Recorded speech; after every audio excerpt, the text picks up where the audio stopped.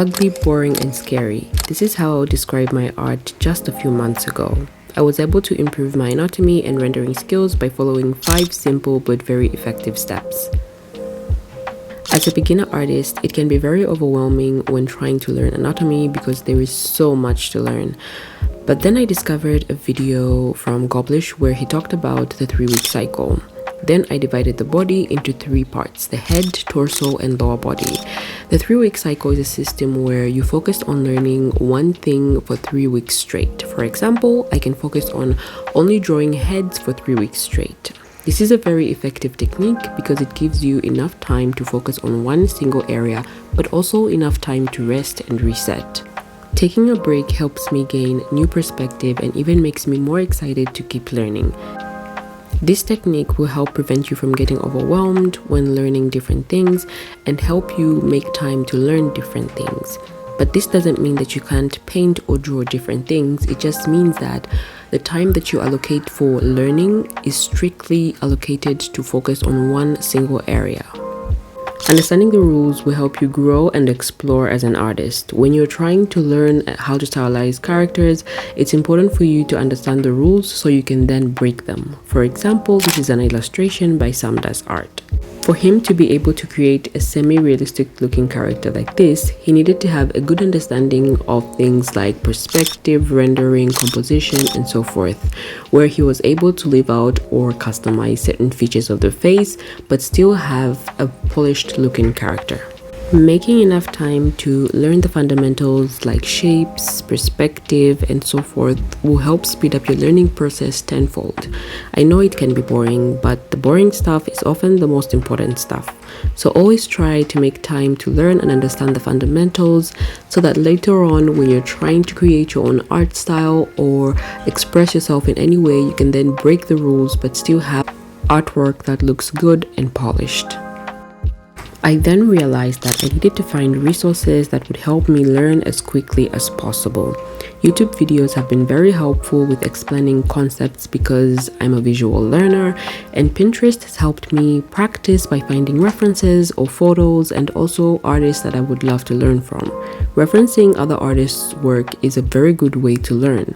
By analyzing another artist's work, you can get a better understanding of why they made certain decisions to achieve a certain look, which you probably won't get from a real-life reference.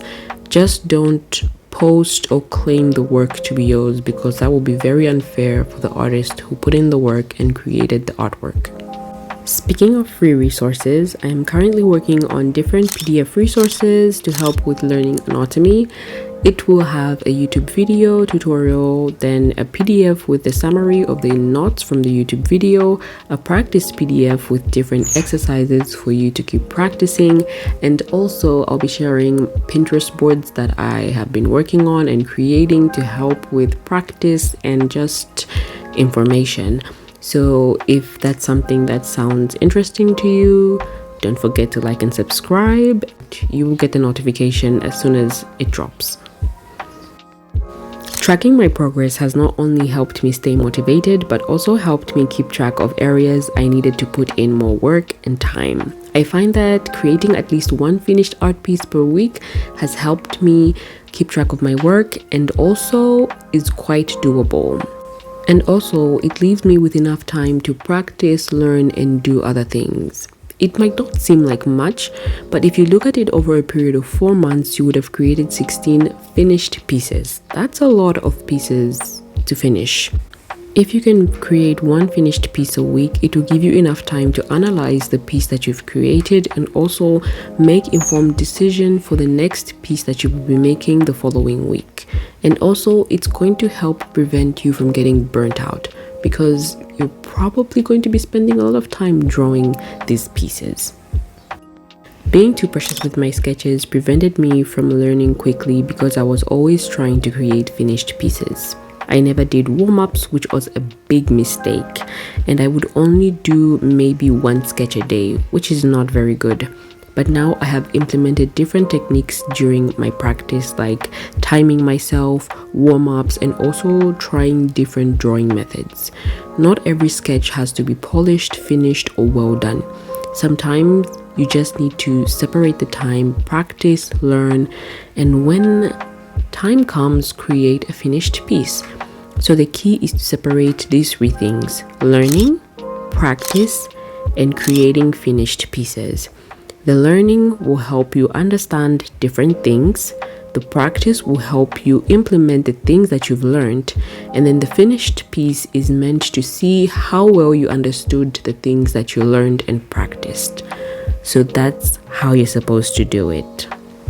If this video was helpful, don't forget to give it a thumbs up, like and subscribe, and I'll be dropping more insightful and fun content on this channel. So don't forget to like and subscribe, and I'll see you in the next video. Bye.